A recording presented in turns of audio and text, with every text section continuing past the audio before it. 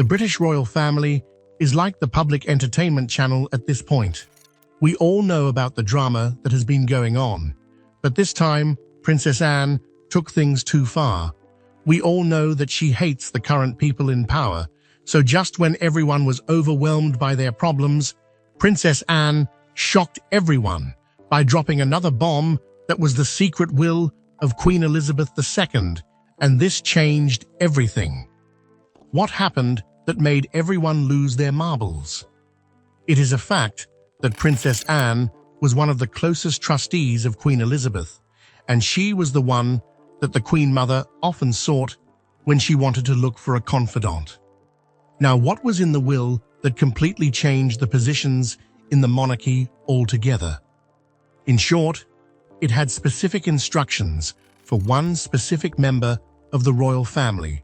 So who is that particular person, and what did they do for Queen Elizabeth for her to remember them even after her death? Let's find out. We won't drag this out that much, and we will tell you quickly who it was. It was everyone's favorite, Princess Catherine. So now, you might be wondering just what was in the will that mentioned Catherine's name, and was she remembered for something positive, or was it something that the Queen Mother was disappointed in? We all know that ever since Princess Catherine married Prince William and got into the royal family, she has been loved by everyone around her. She was so good that Prince William and herself were recognized as the Prince and Princess of Wales by King Charles III. The thing is that she is the one that the public has accepted and considered as the only successor of Princess Diana. So while all this was happening, what was Queen Elizabeth thinking when she watched her from the sidelines? Before we tell you just what was in that will, we want to tell you that there was someone who was deeply infuriated when this whole scenario was going on. Surprisingly, that person is no one other than the late Queen's successor, Queen Camilla.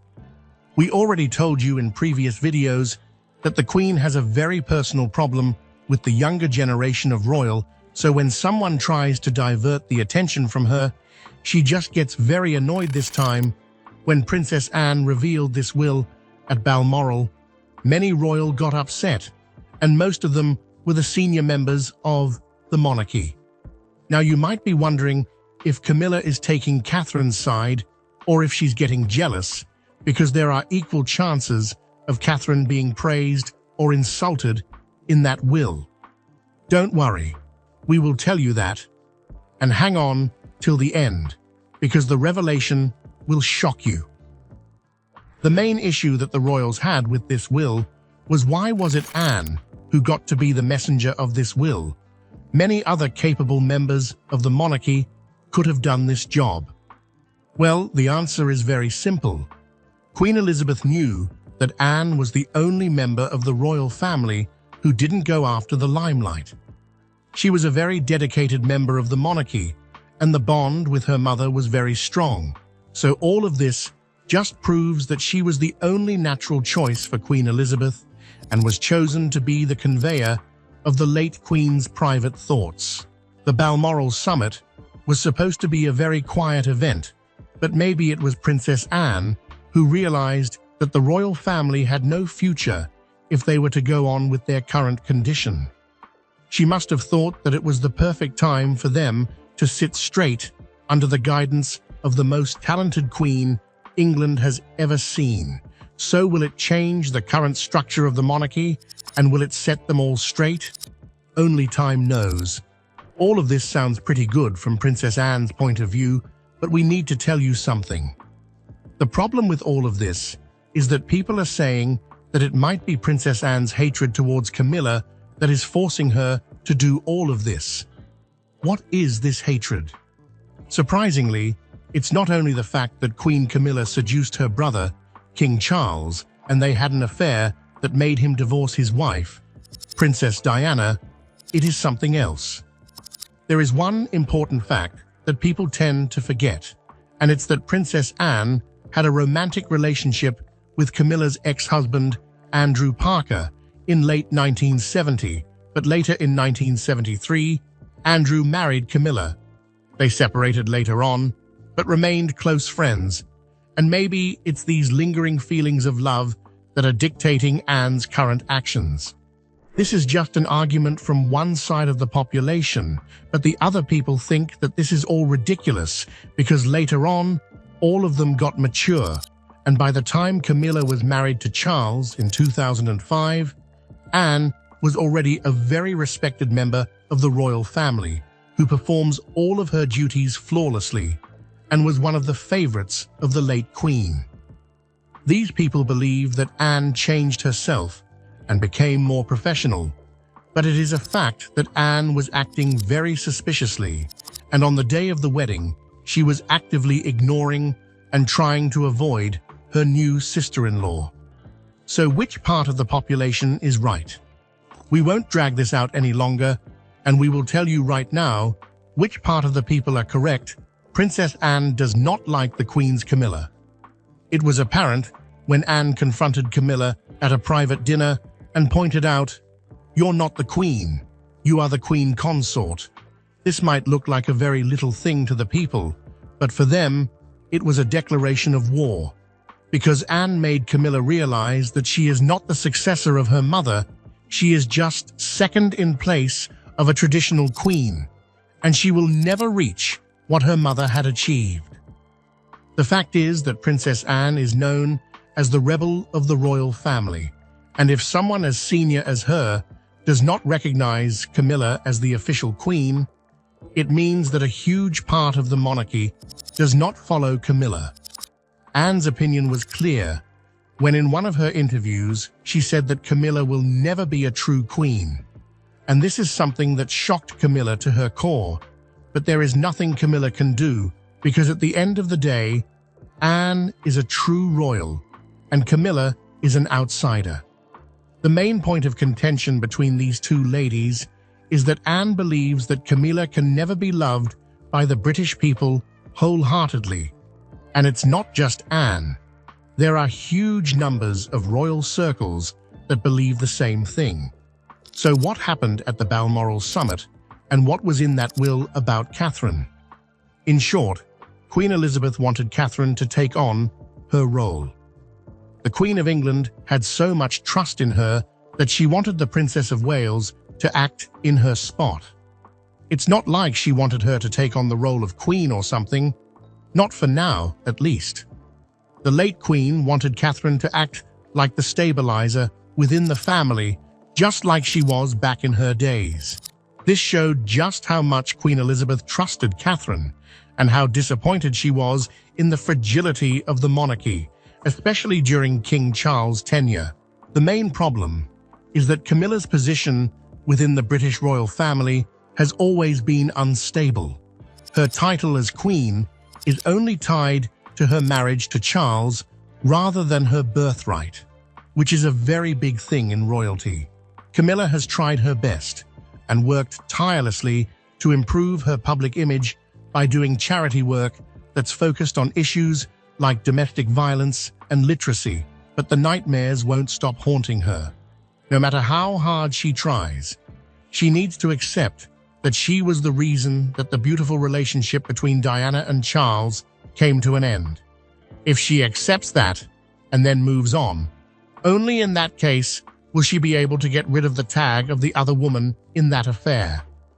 By doing this, she will only be able to make the public accept her. But the royal family is another thing. The tension between Princess Anne and Camilla will never be resolved like this because Anne respects the royal traditions that she has been following without fail.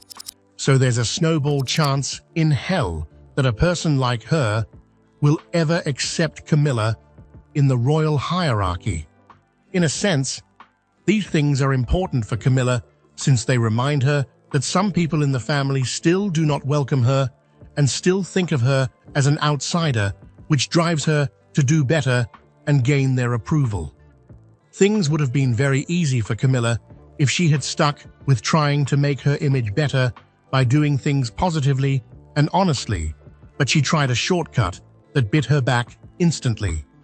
She tried using Prince Harry to build her reputation, but Prince Harry was quick to mention this in his memoir where he accused Camilla of using him to polish her public image. This spread like wildfire, and the public started hating her again because she was trying to demean her royal duties. On the other hand, we have Princess Catherine, who is a modern success story within the royal family. Princess Catherine was formerly called Catherine Middleton, and she was born on January 9th, 1982, in Reading, England. She is like an odd job within the royal family because she is the only one who has been brought up in a middle-class household. And this was a unique fact about her because this instilled values of honesty and humility, and her parents, Michael and Carol, were kind of successful in their business of party pieces that provided Catherine and her family with a comfortable and supportive life. She was pretty good at studies and physical activities like sports, and because of that, she ended up attending very prestigious institutes like Marlborough College, and later she studied art history at St. Andrews University in Scotland. It was in St. Andrews in 2001 that she finally got the chance to meet the man of her dreams, her Prince Charming, Prince William. This was the perfect place for them to fall in love. This created the perfect backstory for people, but it's not like their love story was perfect. They had a lot of things going on, which caused them to even break up in 2004. After some time, they understood that there was no one better than each other. So back in November 2010, they got engaged, and then they had a very big celebrational wedding at Westminster Abbey on April 29th, 2011. She was appointed the Duchess of Cambridge position, and it didn't take her a lot of time before she was the fan-favorite British royal. She had a natural charm, and she championed causes like mental health, and she was actively advocating for children's rights, their early childhood development, and addiction. She was so good that by 2021, she already founded the Center for Early Childhood and made everyone realize how committed she was to long-term goals. She used all the things at her disposal, including but not limited to the support of people like Prince William and Prince Harry, and by using them, she was able to vanquish most of the stereotypes about mental health, and she was even able to highlight the importance of breaking this stigma. What's surprising is that even someone as young in the royal life as her was able to understand that the future of England was mainly dependent on the younger generation, so she wanted to make a young and firm base for the future. She is loved as a superwoman because of how well she manages her royal life, her duties as a wife, and her duties as a mother. She is a proud mother of 3, Prince George, Princess Charlotte, and Prince Louise. Even with them all, she can balance it all so well that her parenting skills should be taught in school. She never forgets to make public appearances constantly where she interacts with children, and this warm and reliable aura around her makes her the perfect candidate to be the next queen. This was all happening when she was just the Duchess of Cambridge, but then the sad news broke that Queen Elizabeth II had passed away in September 2022. This was the start of a lot of things in the royal family that might have been not for the good. The only good thing was William and Catherine's promotion, but after the coronation of Camilla as the Queen, people have no choice but to compare Catherine and Camilla because of how different they are, even though they both are not from royal backgrounds. They have chosen completely different paths. There is Catherine on one side that has completely adapted to her new life, and there's Camilla who has still been struggling with her desire for attention. It's not like people leave Catherine alone.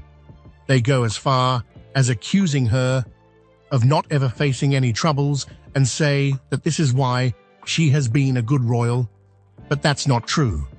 She has faced a lot of troubles and troubles that would kill normal people. For example, in 2024, in January, the palace announced Catherine needed stomach surgery. It wasn't a very big concern, and they thought it wasn't serious, but the latest test result revealed that she had cancer. It made things worse for her because this was the first time she saw how the public pressure works under stress. She quickly adapted and announced that she wanted to openly address this issue so that people outside of the royal family would know that there was nothing to be afraid of. After surgery, Catherine decided to keep a low profile and focused on her recovery, but she was quick to return to her public life when she attended the Trooping the Colour ceremony in June 2024, which was met with an inhuman amount of support. In September, it was finally over, and she even shared an emotional video where she reassured everyone that her treatment was over. It was also the people's first time getting to know the personal side and witnessing an intimate moment of her with her children that made the people sympathize with her, and they realized that this was the queen they wanted. Even at the Balmoral summit, in the well that was announced by Anne, invited. What will happen now? Who will win? The queen of today or the queen of tomorrow?